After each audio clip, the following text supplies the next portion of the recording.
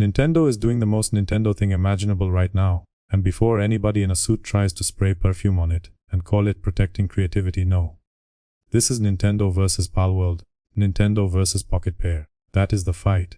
A giant, ancient money-printing empire saw a loud, messy, shameless monster game get traction, saw people compare it to Pokémon, and immediately started moving, like somebody had broken into the palace, and started counting the silver. Not because Palworld destroyed gaming, not because Palworld shattered art, but because Palworld made Pokémon look lazy. That is the wound. That is why Nintendo came down off the mountain, clutching legal paperwork like a holy book. And that is the question hanging over this whole circus. If Palworld is such a worthless fake, then why is Nintendo acting like it has to be buried in court before the audience starts asking dangerous questions? Why are they this twitchy? Why are they this dramatic? Because they know exactly what happened. Palworld did the one thing you are never supposed to do to a legacy giant. It made people compare the myth to the product. That is lethal. You can survive bad reviews, you can survive memes, but what you do not survive cleanly is millions of people looking at your mascot empire, then looking at some ugly outsider and asking, why does the outsider feel more alive? That is where the whole act starts falling apart. Because suddenly, Nintendo is not the wise old master defending artistic vision. Suddenly, Nintendo is the nervous landlord across the street, calling City Hall because the new restaurant has a line around the block. Pocketpair throws together this ridiculous Frankenstein thing made out of survival systems, creature collecting, base building, labor jokes, guns, chaos, and pure shamelessness, and somehow it has a pulse. It is not elegant, it is not refined, it is awake. Meanwhile, Pokémon, the emperor of monster collecting, keeps walking into the room looking like it got assembled under fluorescent lighting by people who really wanted to go home. That is the comparison, that is the humiliation. And Nintendo cannot stand that the comparison exists in public. Because this is the part that makes me laugh. Nintendo could have answered this the normal way, the healthy way. They could have looked at Palworld, looked at the reaction, and said, alright, message received, let's sharpen up, let's remind everybody why we own this lane. Wild strategy, I know, make something better. But that would require hunger, that would require admitting there is a problem. Much easier to lawyer up, much easier to puff out the royal chest, do the offended emperor voice, and act like this is all about sacred principle. Principle, sure, and I'm a submarine. No, this is about control. This is about a giant company seeing somebody else get too close to the throne, and deciding the throne matters more than the craft. And you can smell the bitterness all over it. This is not how a confident company behaves.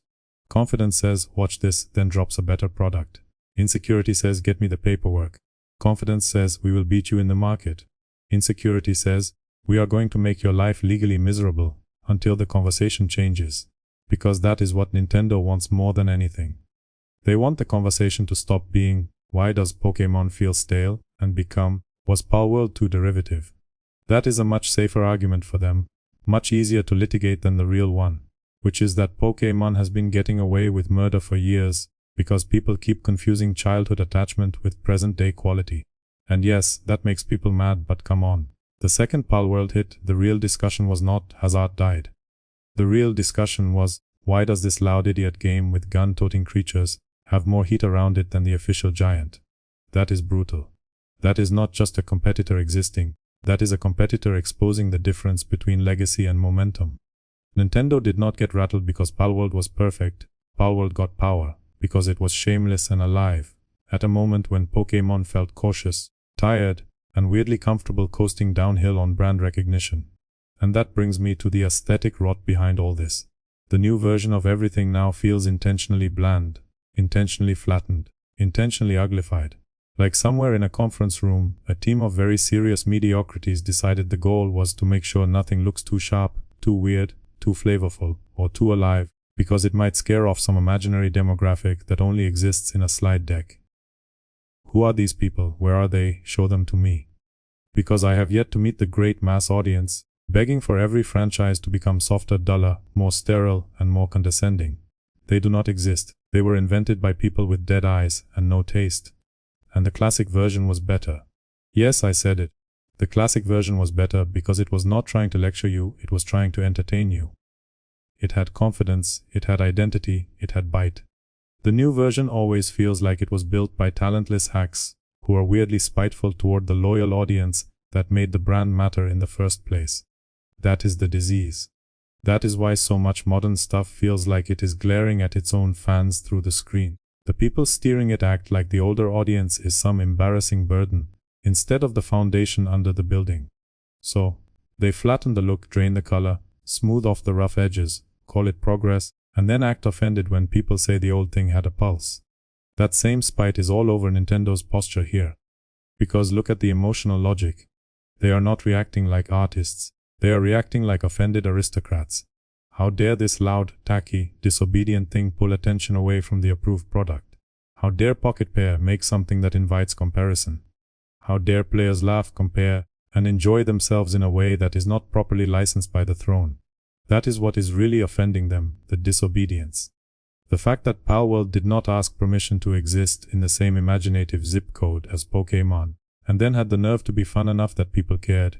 And do not hit me with the whole monitor speech about how they have every right to protect their intellectual property. I do not care. Rights and wisdom are not the same thing.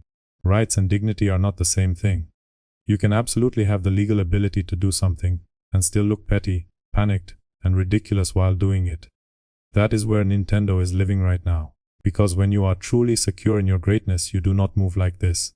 That is what makes the whole conflict so revealing. Nintendo versus Palworld is not really about purity, it is about comfort. Palworld threatened comfort. Palworld made too many people say the quiet part out loud.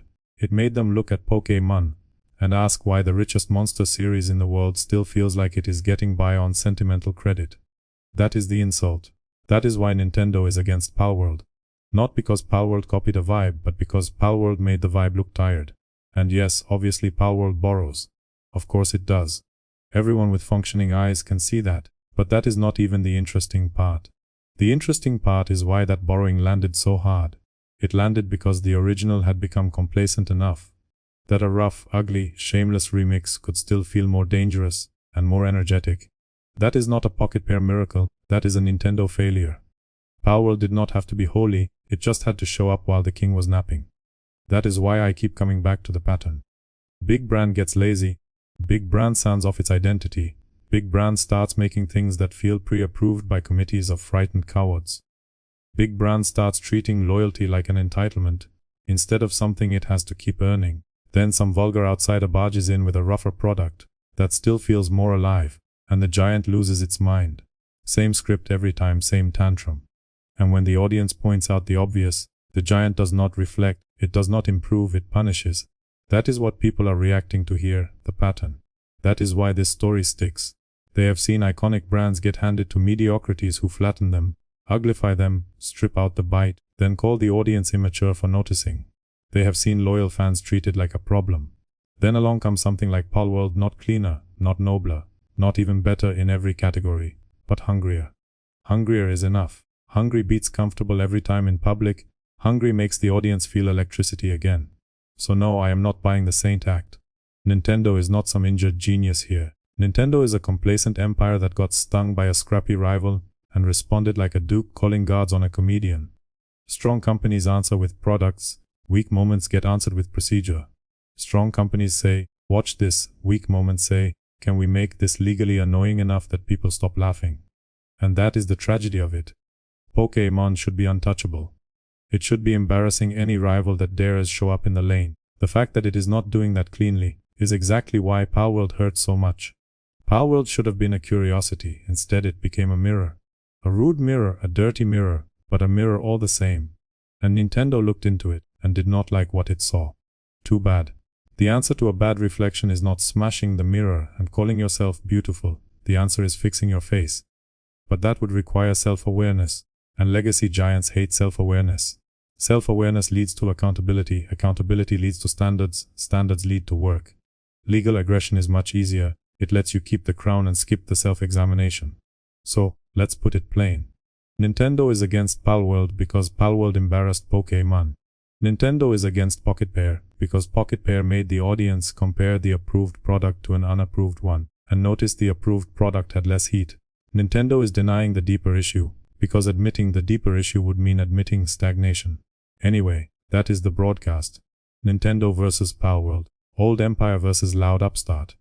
Not because the upstart is pure, not because the upstart is sacred, but because the upstart hit the one nerve legacy giants cannot stand having touched.